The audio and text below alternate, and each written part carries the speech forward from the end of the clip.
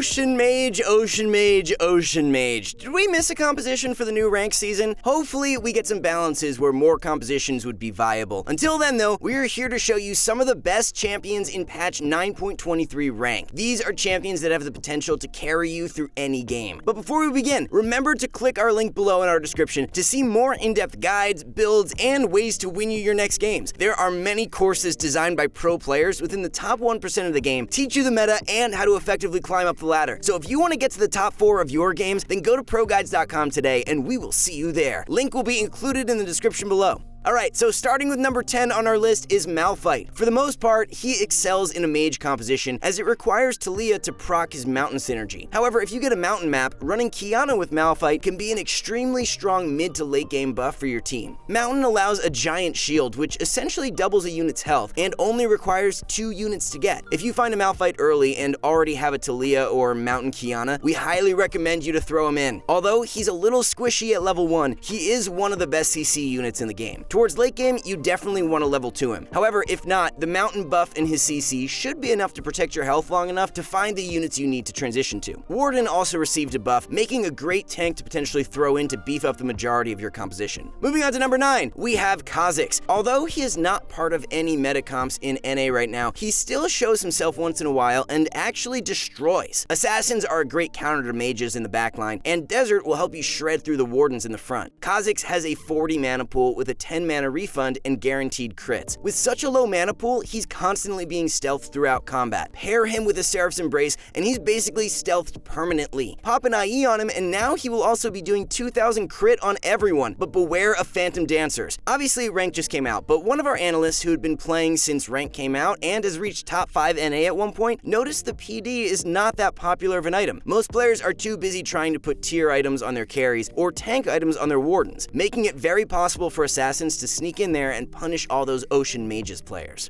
Now to number 8 on our list is Kindred. Although Shadow received a nerf, making them a lot less popular than before, they are still great early and mid-game units that can carry you to late. Ranger's Infernal is still a strong build. Diana, Zyra, and Varus are all low-cost units that can be found early. This can give you a very strong early game until mid to late game where you can find some tanks for the composition. For a rare and only 3 cost, she already has 3 synergies built into her kit, all being aggressive ones as well, with Ranger, Shadow, and Inferno. She also has a Grievous Wound effect built into her ability, which makes her a great counter for an early redemption or Warmog. And since we mentioned Kindred, number 7 on our list is also a Shadow, Malzahar. We feel that the nerf of Shadow was extremely balanced for Malzahar because he was a bit too insane before. Even now though, he's still very strong. Although lacking the late game potential that he used to, it's actually still an easy win if you're able to hit a level 2 Malzahar early game. Morelos and Shojin are still perfect items for him, allowing him and his minions to clear the board quickly. For a 2-cost unit, his carry potential early to mid-game keeps him in the top 10. With the nerf on Shadows, late-game Shadow is a lot more rare to transition to, so we aren't even going to mention Yi as an honorable mention. If you do use Master Yi, then it's probably because you need his Mystic Synergy to counter all the mages. On to number 6 on our list. It's the unit that received an insane buff, Thresh. Ocean got buffed and Thresh got buffed. Do we need to say more? Thresh is a great frontliner for your early composition, but also has the ability of a giant shield to protect your carries longer. Being only 2-cost, he makes for one of the best grabs to pair with your Vladimir early game. We also experienced putting a mage cap on him in a 6 mage, 4 ocean, 2 warden, and 2 mountain build. It was actually pretty nuts. Can you imagine an 800 HP shield going on multiple units every single time Thresh ults? Also, our previous ocean mage guide required us to hit level 9 in order to get all the synergies, but mage capping the Thresh instead, the whole composition becomes a lot easier. Not having to use 66 gold to get to level 9 makes a large difference. We do have to mention though, unless you have a level 3 Thresh, grabbing a Nami to replace him for late game is still much better. We'll explain more later. Halfway there, for number 5 on our list, it's Zyra. She's the only 1-cost unit to make it onto our list because she has the carry potential during early and late game. Being a Summoners and an Inferno, she summons untargetable Flame Spitters at random hexes which will attack the nearest enemy. The extra plants actually does drastic AoE damage as it's poking multiple units down at once. We also did notice that against a Poison Predator build, Kog'Maw will actually use his ultimate on a plant. We haven't confirmed if this is a bug, but we believe because Kog'Maw targeting is random, the plants become a potential target as well. So Also, Zyra's plants might be helpful in negating some of those predator poison's damage for you as well. Neat, huh? The amazing thing about summoners as well is that Morellonomicon works on the summoned unit. So Morello's and a Seraph's Embrace means a lot of plants that will burn through your enemy's unit. We highly recommend picking up an early Zyra and trying to go for a mage and summoner build. In the late game as well, you might notice that she actually will still be your top 3 or 4 damage. For a 1 cost, this is simply OP.